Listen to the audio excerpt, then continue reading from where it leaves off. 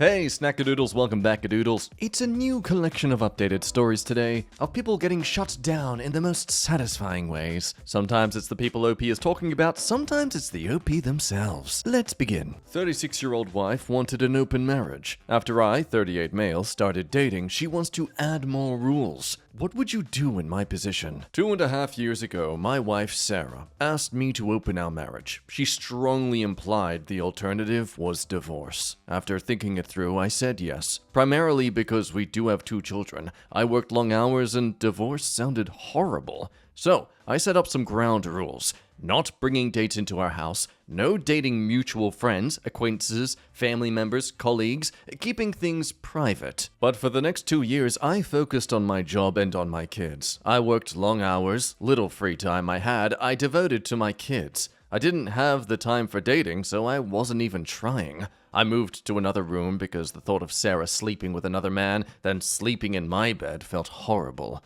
Our relationship became purely transactional. We became partners at raising kids. I didn't want to know anything about her intimate life. Well, this summer I managed to fulfill my financial goals. I do not have any debt whatsoever. Both of my kids have enough money in their college fund, and all I have to do is keep adding some savings every month into the fund. I made for their first home deposits, so I did some math and decided to cut my work from 74 hours to just 30 per week. Sarah wanted to get indebted again to buy another house and a new car. I said no. It's brought up later, but I'm just gonna bring it up now. He is the sole breadwinner of this household. I used my free time to finally have a vacation I really needed. Took older son with me to tour the US together. Did some renovation work on our house, turned the basement into a man cave, started working out, playing sports, leading a healthier life. And then I actually started trying to land a date. For me, just hooking up with somebody is not my thing. I wanted to at least be a friend before that.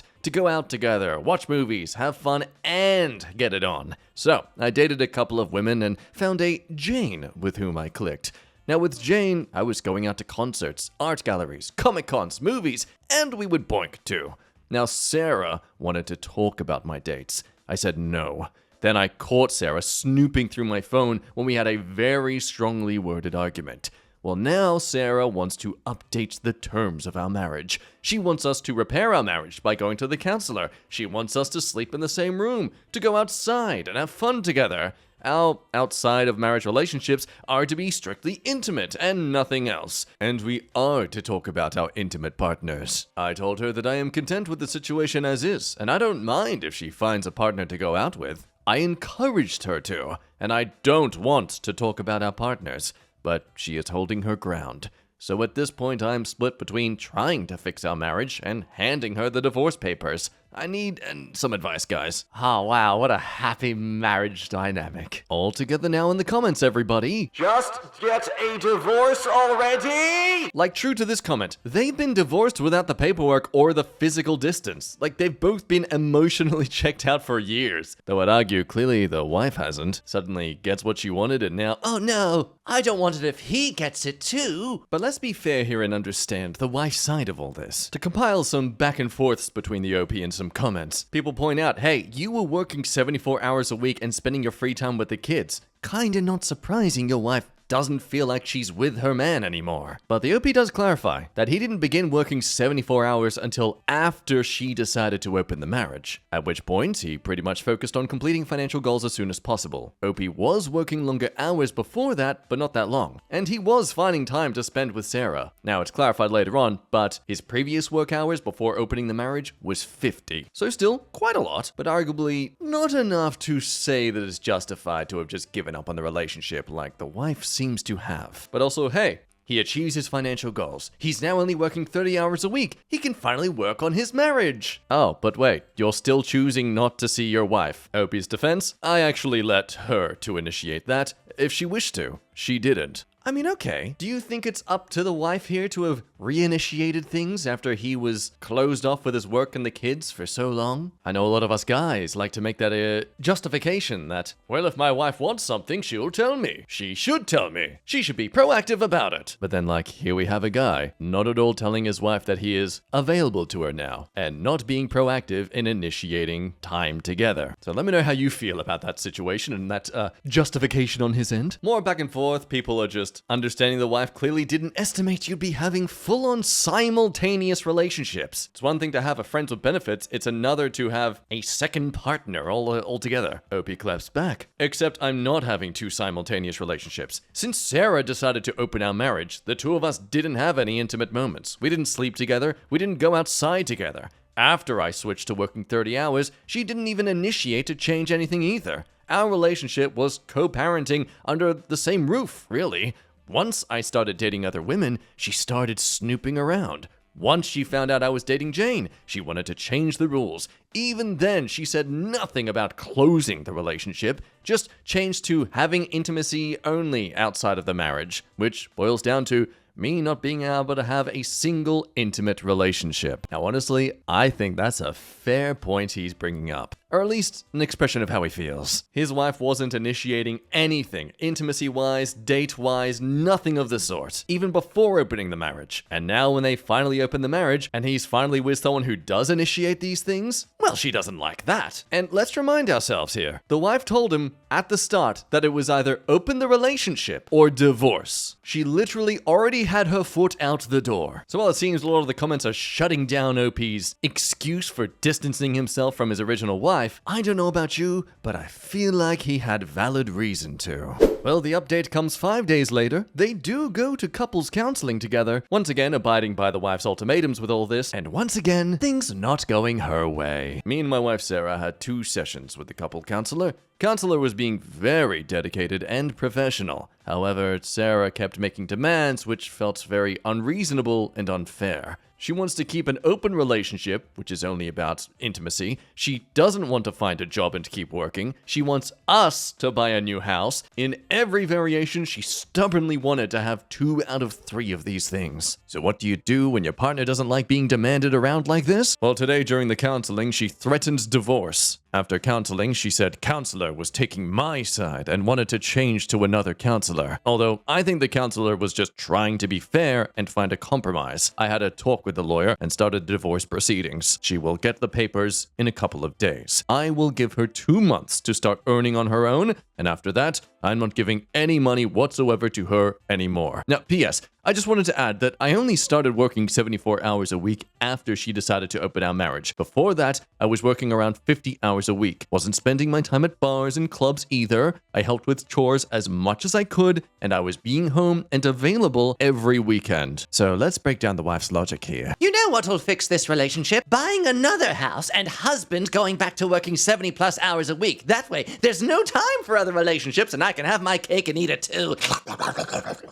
I mean, at this point, your wife is basically Vader. I am altering the deal. Pray I don't alter it any further. Now be a good hubby and buy me a house. Now look, I also don't want to defend too hard about this dad's actions, just diving headfirst into work instead of proactively suggesting couples counseling the moment she suggested open marriage. But come on, he's working 74 hours. He finally has the funds where he doesn't need to be going through that grind. And her response to that isn't to be like, yay, we can finally spend time together again and go on trips together like I've always wanted to. Instead, she suggests they take up more debt. When, again, she isn't the one working. End it with this beautiful quote in a comment here. Some people truly believe the grass is greener, not realizing it's green where nurtured. Saw a Facebook post once that said, maybe the grass is greener over there because you aren't there fricking it up yet. Am I the a-hole for explaining to my boyfriend what declawing is? So I'm moving out and didn't have much time to prepare because of circumstances outside of my control. The move-in date is July 8th, and I need to be out by June. I have 2 cats, and while I can find a place to stay, I need to put them somewhere safe. Boarding is my last option as it's almost $1,500 to board, which is a lot of money. So I asked my boyfriend if I could stay with him for the 8 days with the cats. My boyfriend lives with his parents and sisters. They own a mansion with 6 rooms. He and his sisters don't have to pay rent. He said he would ask them. Well, he called his parents, and his mother asked if my cats had claws. I said, oh, of course they do. If they didn't have claws, and my boyfriend cut me off. He walked away to finish the call, and when he came back, he told me I can't stay because the cats have claws and will ruin the furniture. I said it was okay, I couldn't stay with the cats, but then tried to explain that declawing a cat was unethical and how it's the same as cutting off a human's fingers. I then asked if he or his parents knew that, and he looked at me annoyed and just walked away without saying anything. So this upset me, so I left for work and then texted him to reiterate it was okay I couldn't stay, and I'm not mad at that. I just wanted them to understand what declawing was and how it's not good for cats, and it's not good to expect cats to not have claws. That most people didn't know, but I think it's important they do so it's normalized. Well, he told me I was being rude and said I lectured him like he was an alt-right declaw supporter and that his parents are the same and they hope I declawed my cats. An alt-right declaw supporter. That is beautiful. I didn't know how to respond to this, as I tried my hardest to explain I wasn't upset by not being able to stay, but just wanted them to know what declawing entailed. I also never said I thought his parents wanted me to declaw my cats, just they didn't know what declawing was. So am I the a-hole by trying to explain what declawing was and why my cats wouldn't be declawed? I feel very bad and like I should apologized. I'm confused. So it seems like a fair concern for Opie to have. Is her boyfriend's family seriously just comfortably mutilating their pets? It's only fair that you let fellow pet owners know if they are doing something that is dangerous for their animal's well-being. But it seems what motivates a lot of people to encourage the OP to zip it is not so much her stance, but her decision of when to make it. Like they've said no, essentially. Just go find some other options. Now Opie responded to all this. Well, they said no, and that's okay. I just know many people don't understand what declawing is, or they would not ask if a cat had claws. The only way for a cat to not have claws is for the entire digit to be removed, because like human fingernails, pulling them out will only remove it temporarily. It's just a very scary concept to me, especially because I love animals, so I tried to explain to him after the call what a cat not having claws means. But regardless, more people say that, look, Opie, you're not an a-hole for what you think, but there is a time and a place for discussion about declawing, and this wasn't it. You didn't even ask for their stance on declawing or what they knew about it. You just assumed they needed a lecture. Do your boyfriend's parents even have cats or any desire to get them? Furthermore, it wasn't your boyfriend's question, it was that of his parents, so I completely understand why he was annoyed by a lecture he never asked for. So no a-holes here, but the lecture wasn't called for. So yes, Opie confirms their family doesn't have cats, but the boyfriend is keen on cats when he moves out. And ultimately, it seems like this is a case where someone has thought, I mean, seriously, this is just mansplaining. This is a great example of someone thinking they're offering great information, being helpful, being informative, but unfortunately not reading the room at the moment and clearly not noticing that at that moment, no one really cares, nor is that actually important to the situation. I know this is kind of a digression, but as this person brings up the fact of many people on the spectrum will provide information that sounds like lectures to other people, this is honestly why I think so many people accuse this stuff as of mansplaining, because so many men are diagnosed for autism compared to women. It's just more noticeable in men. Though I'm pretty sure all that stuff is sort of improving now, like we're becoming a bit more aware of the different genders' spectrum of traits of autism. But yeah, ultimately, Opie, you're a good person for what you believe in, just wrong place, wrong time. And oh, wouldn't you know it, from the OP themselves, I am actually on the spectrum, so this makes a lot of sense. I didn't include that because I didn't think it was relevant, or people might say I'm using it as an excuse. So thank you for your comments. I still need to work on me talking or trying to explain stuff comes across. Now, this original post is pretty much gone, as it is actually from over 2 years ago. But the reason I'm bringing up the story now is because there is a recent update, just as recent as a few days ago. I want to preface here that a lot of the comments at the time were saying that she was doomed to lose her boyfriend. And oh boy, how did things turn out? I'm sitting waiting for the bus and popped onto this account and saw my old Am I the A-hole post and that I had a draft of an update I never posted. Well, it turns out everyone was right, and he broke up with me. Ha, just kidding. Here was my draft. Well, I have a happy update. Some Redditors said to not talk to my boyfriend and leave him alone, but I didn't want us to be on bad terms or have him think I thought he and his parents were bad. So I messaged him again later and explained that I just wanted to share the knowledge I had because I knew they didn't know, but the timing was bad, and how I expressed it came across as a lecture. I further explained I didn't think he or his parents were bad people. I apologized for how I came across and the timing and making it seem like a lecture. And he apologized for walking away and said that that wasn't appropriate. We both had a giggle at one of the comments saying that my boyfriend wasn't going to be my boyfriend much longer. He said, of course Reddit would say that, and then gave me a hug. So everything is fine. I just need to work on my communication. For the Redditors who thought I was on the spectrum, you may be right. I'm too old to get tested now, though. And here is an update of the update. We live together now. He loves my 2 cats, our cats now, I guess. Even though he's always been a dog person, he said if we ever broke up, he'd get a cat because he would miss having one so much. Everything with us is pretty okay. There's some minor relationship problems, but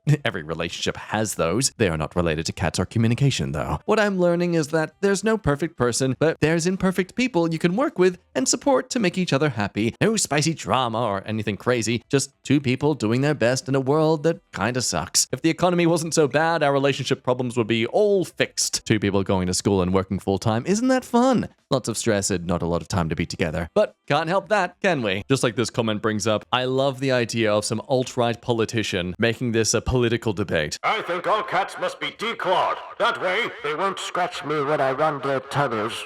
So yeah, everyone did shut down the OP in a way, but OP certainly wasn't as ignorant about the situation as this next person. Am I the a-hole for getting uninvited from a wedding because I said it was doomed to fail? I ran my mouth a bit when I had too much to drink at a dinner with my wife and our friends. One of them is a bridesmaid in a wedding that we were all supposed to attend. Well, she told the bride, and now I'm uninvited. Not my wife, just me specifically. The bride is my wife's friend, so I was always just a +1, and she's not been a fan of mine for a while for a few weird reasons, but the gist is that I've been told is she thinks I'm a bad influence or something because I offered her fiance cocaine once or twice. Now, the reason I don't think I'm completely the a-hole is because this marriage legitimately is doomed to fail. The groom once told the bride that he doesn't like bigger women, and the bride is definitely in that category. Also, her family has paid for 100% of the very expensive wedding, and his family has contributed 0%. Yes, assumptions all around. A guy said one thing one time that was a preference, but is now marrying someone who is kind of like that, in your subjective opinion. Could it be it wasn't actually a deal breaker to him, and that he's matured to realize that those sort of physical attributes are completely irrelevant to how happy and fulfilled he feels in every other aspect of the relationship anyway? Nah, he's just going all the way through to an entire bloody marriage because it's fun. That's gotta be the reason. Surprisingly though, not the a-hole.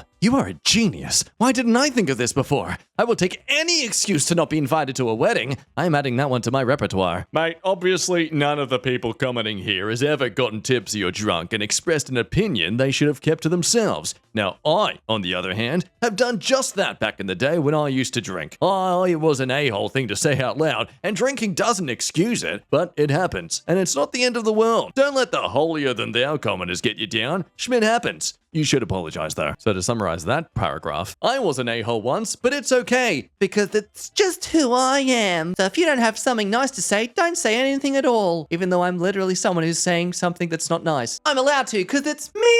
So popular thoughts, obviously Yatar. You just prefer to be an a-hole without the social consequences. But what's amazing is that despite everyone pointing out how this is all his own fault, he has the audacity to say that it was the bridesmaid who actually ruined everything. Oh man, who doesn't occasionally say unfiltered stuff sometimes? Like, who wins by feeding back some random +1's drink opinion? Well, that's kind of schmitty in my opinion. Not that I can admit I need to filter better, which is fair. So you agree then? Why are you bothering to try and push the blame if you agree that you were the problem here? So eventually, he sobers up with an edit. So I did apologize to my wife, which went kind of predictably badly, but she did tell me another thing about the bride which might better illustrate my point about what she's like. So one of the bridesmaids, not the same one, looked at the hairdresser person page on Instagram and thinks it's terrible and doesn't want to use that person even though apparently the bill is like over $10,000 just for all that stuff alone, and told the bride that she would get it done elsewhere and then meet them. Bride then threatens to uninvite that bridesmaid from the wedding. So I ain't that unique in this scenario.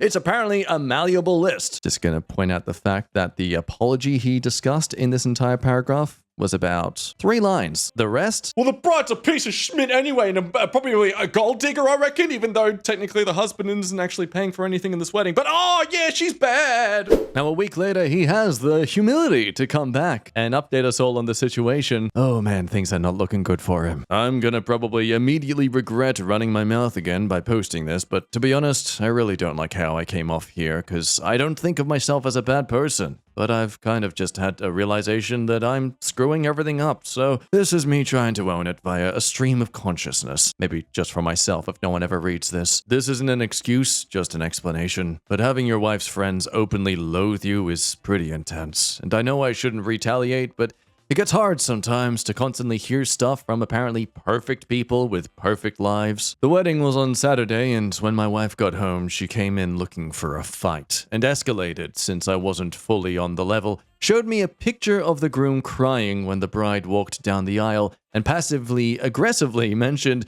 how I didn't during our wedding. Said it's hilarious that I would feel able to comment on her friend's weight before reacquainting myself with the freaking Peloton, etc. I can't remember all the insults, but a series of below-the-belt stuff. So now I gotta stay in a hotel for a few nights until she decides that she's ready to have a real conversation, which I gather is possibly dire. So yeah, I screwed up worse than I thought, maybe, and I don't really know how I'm gonna fix it. So I'm not gonna lie, I'm preparing some sympathy for this man. Not yet, he still deserves to live in this shame and embarrassment, but bringing to light the fact that apparently his wife's friends have always openly loathed him, it begs the question of where did this criticism between both sides begin? Was he always ignorant of his comments and behaviors, but instead of the wife and the friends actually nipping it in the bud and saying, hey, we don't appreciate this, they just talked smack behind his back? But now that he realizes he's been in the wrong and doing a lot of bad things, will him sobering up, so to speak, actually make these women respond in kind and actually be friendly and respectful to him in return? I mean, why would they? It's probably so much fun to make fun of this guy because he's just such an annoying a-hole. And in case you're wondering, yes, people do ask if he actually did apologize to the bride or his own wife. Or are you just a good person who is misunderstood and everyone else is being mean and overreacting and they actually deserved it because they suck? Well, the OP informs us that yes, he did, but it obviously seems like his wife and the bride are going to want more than just saying sorry, which he gets. So ultimately, where do you stand with this? Again, my pity for him isn't something I would be giving to him just yet. It's purely dependent on how his wife and her friends behave towards him after he's gone through this gauntlet of repentance. Let me know what you think. But now that'll end today's stories. Thank you as always for watching. Love your face, and continue drinking that liquid that is helping you get through the day. Bye-bye.